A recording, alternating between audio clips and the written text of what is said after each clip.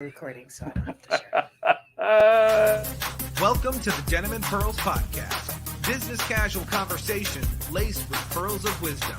Casual, authentic, unscripted dialogue about life, work, and entrepreneurship with the perfect blend of laughter and seriousness. Pull up a chair, kick back, and lean in as we welcome your hosts, Michelle Ross and Brian Swanson.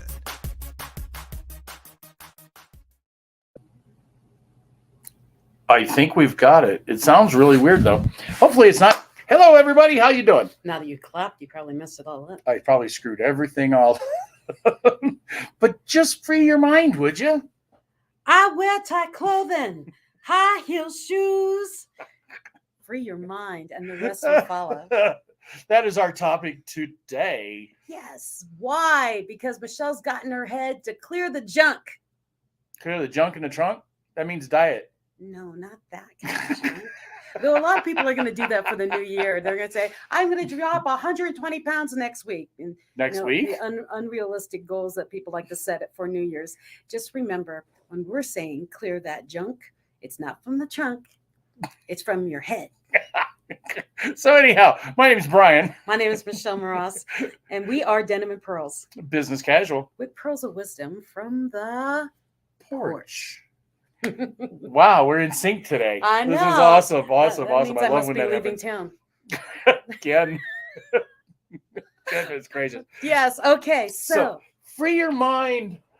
When you didn't even say that. You said clear the junk. And when you first said the title this afternoon, I was like, wait a minute. Does that mean I've got to clean my garage? you can. Does that mean I got to clean my car? Well, that actually is part of the clearing your mind. You see, the thing is when your mind is cluttered with, what started this is I was reading a book by Steve Maraboli. And in the book, hoping you'd say Stephen King. No, that's kind of scary, actually. No, but I was reading his book of quotes, and his book is called Unapologetic. And of course, it's very common. Yeah, for me, it was lovely. A little biased which there, is why I picked it up. And in it, he has a story about Bruce Lee? Bruce Lee. That's it. Wow, I knew that. We should play charades. We should. Well, anyways, he has a story about Bruce Lee with his master. And he goes to see his master, and he goes to his master and he goes, oh my goodness, I did this fine. I'm doing so awesome. I did this and I did this and I did. He's talking about all these wonderful things that he's been doing in his life. And the master's sitting there waiting for him, patiently listening. And as he keeps going and going about all of his accolades, the master starts pouring tea into a cup. Okay. And it fills to the brim and starts pouring over. And Bruce Lee doesn't want to be rude to his master, so he tries not to say it, but stop pouring the tea. My gosh, it's overflowing. I mean, what are you doing? It's overflown. There's no more you can fit in it. And the master looks at him and smiles and says, like you are so full of yourself that you have nothing left, no room left for anything new to come in. And I thought in my head, you got to free your mind. You got to clear that junk. And that's what started this whole thing. I've had it in my head all day long. And I'm actually on track with you on this because you really have to free things up or clear things up sometimes, because we can only focus. This is the route I'm taking. Okay. It may not be the same that you're thinking, it is but what I'm thinking. We can only accomplish one task at a time. No matter how much we say that we're multitaskers, I don't care who you are. The human brain will not let you do more than one thing at one time, or at least concentrate on it. Yes, you can play Pokemon and drive or text and drive. Okay, you can do these things, but technically your brain does not allow you to do both things at the exact same time. Yeah, so you may be doing it. You may be doing it and accomplishing it and think you're multitasking and setting appointments and making phone calls and doing your taxes all at the same time, but you're not because your brain won't let you do it. Think of yourself like a phone. Uh-oh, another analogy. Well, no, think of it. There are times when your phone, that's cute. That's my puppy. Oh, when your phone starts glitching, and what do? You turn it off and reset it, right? Reboot it. You reboot it. Right. Whenever anything goes wrong technical wise, if you have a computer and it goes bad, you're like, oh my gosh, I don't know what to do. Call tech support. You call tech support and they do unplug it. 3-finger salute. For those that are old enough to remember what that Your is. brain needs an unplug. So when I'm saying this overflow, you got to empty some things, you got to let things go. It's everyone needs a reboot. And when we think for the new year, we think, oh, I've got to redo everything. I've got to fix myself. I've got to do this. I got to do that. I got to. No, you're adding. Stop adding. What you need to do is zen out and do, okay, I don't need this anymore. I'm going to let this go. I'm going to drop that. I'm not going to worry about that in the past anymore. I'm going to focus with today and what I want to do tomorrow.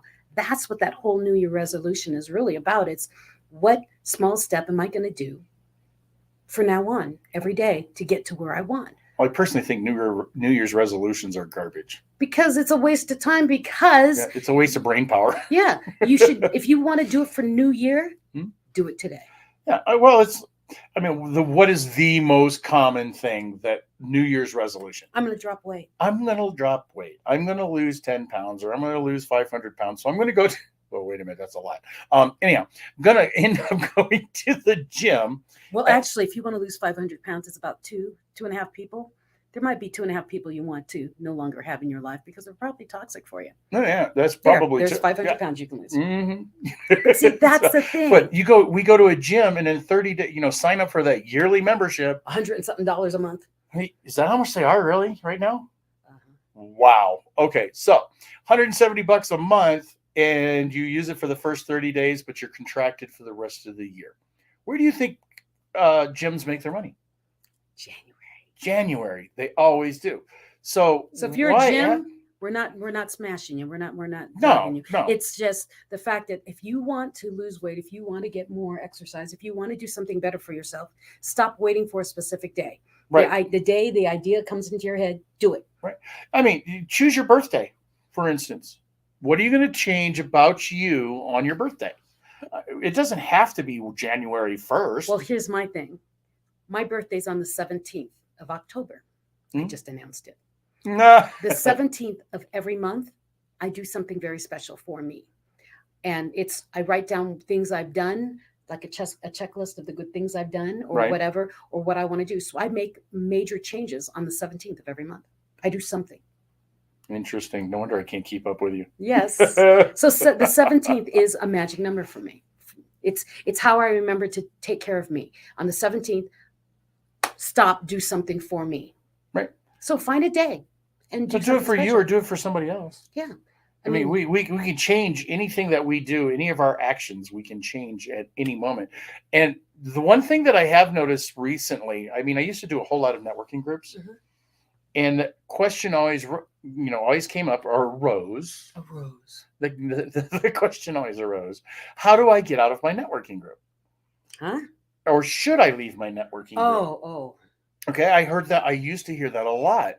And that means people are looking for change. They're thinking that the networking group is not doing something for them. It's not doing enough for them. It's taking up too much of their time. Or they've just got too many networking groups. Or they've got too many things going on. And a lot of people recently have cleaned their plate. And they say, okay, I'm done for the next 30 days. I'm not doing a networking group. I'm not doing a board meeting. I'm not doing this. I'm not doing that. And just relax on it. And then once those 30 days are over, then they go back and they pick and choose what they're going to do. Clean your mind space. So we're talking about a lot of physical things too. But. Well, my thing is clear your mind space. But here's the thing about mind space. If your garage is cluttered, your house is cluttered, things like that are cluttered. Don't let my wife see this. If things are cluttered around you, it's usually your mind that really wants to clear out. Because you can tell when my house is a mess, I'm a mess mentally. If I went with that, I'd be really in big trouble. Yeah, you'd be in trouble. You know what my garage looks like. But I can get my cars in. I get two out of the three. But you really can't think about it because, like with us, we have a household of other people in there. So it's an accumulation of other people too. And so I had to step back because I came home one day from one of my trips and went, my gosh, my house is a mess. What's wrong with me? I mean, I've obviously lost. And I went, wait a minute. I haven't been home for 2 weeks. This isn't me. This is someone else. Someone else has something they want to clear. You see? So think about that. Mm-hmm. because or your office. or your junk drawer. I always have a junk drawer because I give myself the space to be messy in at least one space.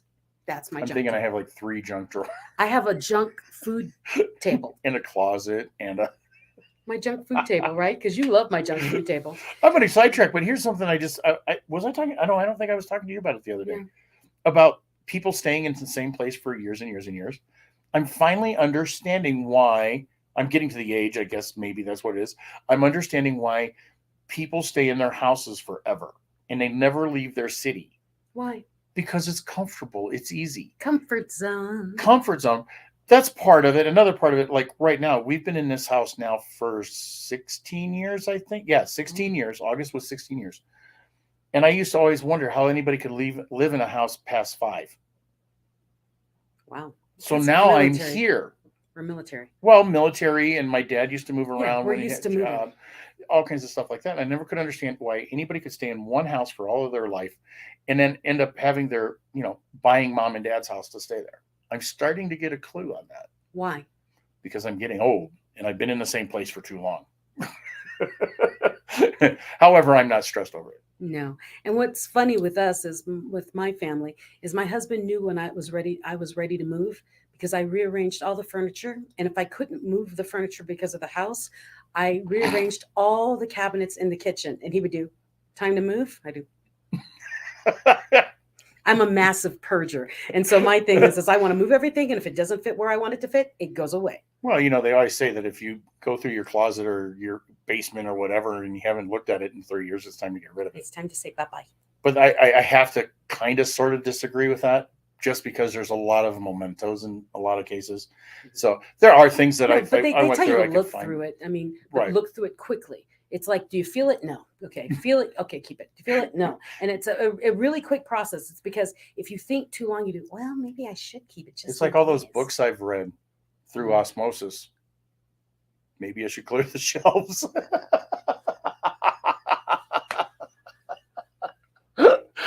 You can't tell me nobody out there has bought a book, put it on the shelf, and never read it. I've had books stacked on the side of my bed that I haven't read, where I opened it and I went, okay, this looked a lot cooler in the page I opened at the library or wherever. Oh no, I'm thinking like speakers. You find a motivational speaker, you go see them, and you're all jazzed up. And hey, I'm offended. No, I'm not talking about just you. Maybe it happens to all of us. I know. And you pay a fortune for the book because you know that you're going to take it, and you know that you're going to end up doing it. And then 6 years later, you find the book. I probably should read that. I actually have found like cassette tapes of a motivational speaker I went to see like 20 years ago. And it's a case of like 50 and you're supposed to go through and I never opened the box. The cellophane's still on. Yeah, I never opened it. You could probably get rid of that. I actually have one of those right now and I know exactly where it's at. And it has all the cellophane on it, and it has all the books, and it's an entire complete program. And here's the really sad part. I just remember the guy was a big name at the time, and I actually won the program. I didn't even buy it. I won the program. So what he needs to do is go on eBay and try to sell it because somebody's looking for it. Well, I laugh about it. That would help me clean out my nightstand. Yeah, see? I mean, there's things that you can get rid of. I mean, my big thing is I promised myself I wouldn't keep all of my children's things. Right? You kept your children. I kept my children. Yeah. The thing is I wanted to keep things for, and this is why I bought the little thingy because, they were sick and I was keeping it. I went, wait a minute. Here's the deal. My husband and I made a deal. We have one bucket for each child. It's only this big. Okay. And we keep something, a memento from them that they might want to give to their children or their, whatever. Right. That's how we did. We kept them. Well, that's what we kept. I thought there was more. I thought I thought you decided to burn them all. No. We kept those. So I have like their first baby outfit from when they came from the hospital. Their first little clippings and their little baby book, all those kind of things. But the rest of it, that's a girl thing. Purged. Everything else went away. Isn't that a girl thing? No, because my husband's thought it was his idea. Oh, it was his idea? Mm-hmm. But who did it? Who actually did it? Yeah. So clear your mind and the rest will follow. or in the case of So if I clear my Yeah. clear my garage, what's going to follow? peace and harmony, because your wife won't be upset at you for having a messy garage. How did you come up with that answer so quickly? I know your wife. Peace and harmony. So think about that, guys. If you have a garage that you have not tended to, you might want to clean it out for the new year. That would be the best Christmas present ever for them, your spouse, your significant other, someone you love, to drive their car and park it into their garage. They'll But love she you can for it. park her car in the garage. It's the other side. So all the cars are in the garage. So think about weird things like that, because something as significant is what you think is insignificant is huge for someone in your life. So think about it. There's more than gifts that you can give. Those are gifts that keep on giving. Well, that's an old commercial, isn't it? Yes. The gift that keeps on giving. Yes. Like what was that? Unfortunately. Seiko watch or something? Oh, I've got something much worse in my head. I don't think those were public commercials. No, it was a public service announcement in the Philippines. You Oh, remember? really? You remember those? I've never been to the Philippines. Oh, they were an AFRTS, Oh. AFRTS. I won't sing it because it was a song on the radio. Can I sing it? You won't be offended? I don't know. If they played it on AFARTS, it should be fine, shouldn't it? This is what I remember from when I was 7. And I Oh, didn't- when you were 7. and I didn't this know could be I strange. didn't know what it was. And I used to sing it because it sounded really good. Ready? VD is for everybody, not just for a few. And what was that? It was a for? health advisement overseas on AFARTS, on AFRTS. VD is for everybody? Not just for a few. Anyone can spread VD to someone nice like you. And I used to sing it. And my brother said, please stop singing that song, Michelle. That is inappropriate. I do, but it sounds good. And he said, don't sing that song in public.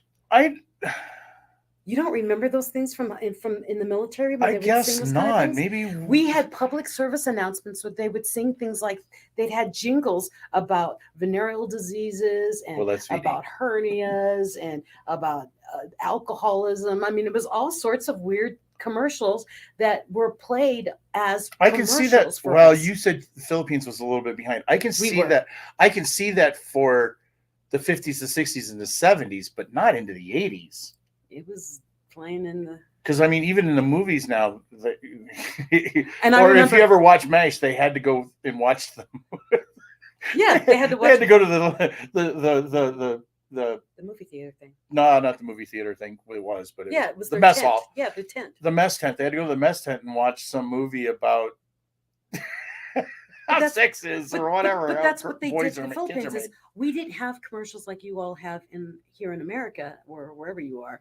We had military specific commercials that played on our TV. So when I came to America and saw Pepto-Bismol commercials and Tic Tac commercials, I was fascinated by commercials because all of ours were really boring or songs like That's really interesting because I mean I spent time overseas. We digress against our clear your We did mind. kind of, didn't we? But I'm still kind of amazed at this. Yeah, look them up. Uh, Late 1970s, early 80s commercials at AFRTS, American Forces Radio and Television Service. AFRTS, AFRTS. What? wow, that was too much of an impression on you. It was huge. You definitely got to clear that out of your mind. Exactly. No, because they're great examples of how music ties us to things that we don't even realize. Yeah, I'm clueless. I How don't. about hold I mean, the I was in pickles, hold the Japan. lettuce, special orders don't upset us. Do you remember that? Yeah, Okay, so that was because that was a real commercial. well, the thing is music works when you're trying to remember things. And I have a very musical memory. Was you one of those ones when they had you memorize things in class in school that they said, We the here, people, in order to form a more and perfect union, establish justice, ensure you domestic did put a tune tranquility. to it. Yes, provide for the common defense, promote the general welfare, and secure the blessings of liberty for ourselves and our prosperity. Do ordain and establish this Constitution for the United States of America.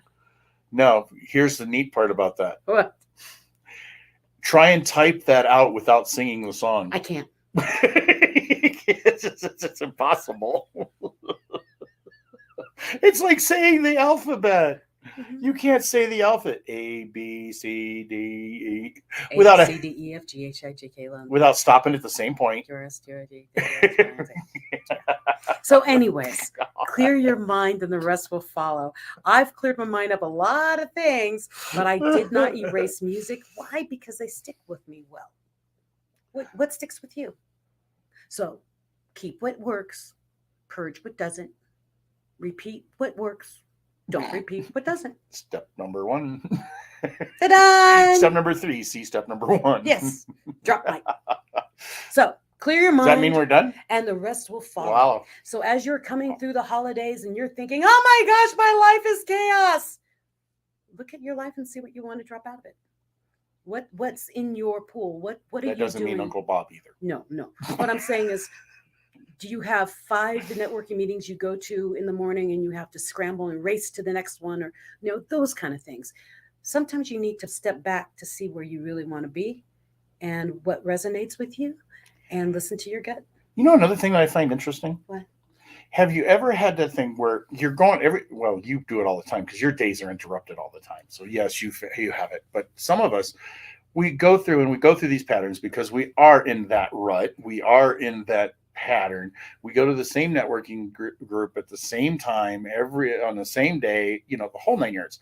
And we constantly have this. Or even if you're not a networker, that you network during the day and you go to work at 7:00 in the morning, you get off at 4, you go home, you mow the lawn, you go to bed, and then you start all over again. It's always repetitive. Or as I said in my TEDx, the differences between a rut and a grave are the dimensions. Well, this is true. Right. And I agree with that. But what I'm looking at here for this part of the conversation is we get into these patterns and then it's interrupted by something that's really, really important, because we always say we don't have enough time. We don't have enough time. Don't have enough time to do that. There's no way I can go to that meeting. There's no way I can do this. There's no way I can do that. And then all of a sudden, something of an emergency, let's say, happens, as to be extreme about this. I don't know. It was like when James got in the truck accident or my kid, got in the truck accident. I dropped everything, went to that, and guess what? I had time. Exactly. And it amazes me when those kind of things happen, because you just go, wow, maybe I didn't need to do what I just dropped in order to go to something else. Hi, my name is Michelle. I was strapped to my head after a car accident for over 2 years. I learned that all these things that I thought were so important weren't. Yeah. So, I find it fascinating because my brain just wraps around it and goes, I'm not in my normal pattern, but I don't have to be. You don't have to be. It's crazy on how things can interrupt your life. And the thing is that pattern is set by you. It's a choice. You can change it. So free your mind of the pattern that you think you must have. That's part of that stepping out of your comfort zone and doing something a little different every day. I always have my coffee in the morning and I always read these 3 pages in the newspaper, but I'm always late for work because I have to drink this coffee and I have to read these 3 pages. Well, then don't change one of them. Well, or start earlier. They're important, because if we also look at what do they call those things that you say them in the morning? Affirmations. Yeah, saying your affirmations, doing them in the morning or whatever. We always want to have that repetitiveness and the consistency. The mind likes. So how do we balance between? You keep it consistent and change one tiny thing. And once your brain realizes that one tiny thing can change without causing chaos and making your entire house of cards fall, it does, we can change that. That's not so bad. And see, for those of you, we're going back to the whole, I want to drop weight for New Year's. Change one small thing. Don't say, I'm going to cut all this and all that and all this. And on the first day of New Year's, you do it for a whole 4 days. And you do, man, I really miss this stuff. I don't know how people do. This is not for me. No, it's because you're extreme about it. Might I One suggest cutting out small soda? Thing. One small thing. You cut out soda really quickly, and you're going to get a headache if you're a heavy drinker of soda. Oh, yeah, if you're caffeine. So you cut down the fanatic. number and then stop. So cut it down to you're not going to get the headache, and then stop and see what happens. And then when you do get the headache, you're like, oh my gosh, I better have another one. Only take a sip, and your brain does, oh, I can fix this with only a sip. And the next time, don't take the sip, and then it lets you. That's how change happens. One tiny step at a time. It does not mean you need to rip off a Band-Aid. So one piece of elephant at a time. One tiny bit at a time. I don't like saying eat elephants because, Erin Bear might be a little upset. She has her, her elephant thing. That's her logo. I wasn't referring to her elephant. I know, but she's sensitive about elephants. But the thing is one tiny step, one tiny change that you can implement every day. And the next thing you know, you've done one tiny change for a month, and that whole month of tiny changes becomes a huge change at the end of the month. One tiny change. I believe in you. I believe in you. I believe in him. You can do it. I think we're done. I think we're done. I think it was pretty good stuff. I think so. I know we're good. How about you? We're a little biased, but So free your mind and the rest will follow. Free your mind from all the things you think you must do and realize you don't have to. It's a choice to do them all. Yes, you might have to go to work. Yes, you might have to pay your bills, but all the other things that are stressing you out, let go of some things in your life that are causing you stress. Okay? Go be the best version you. Be unapologetic and free your mind. Peace. Peace.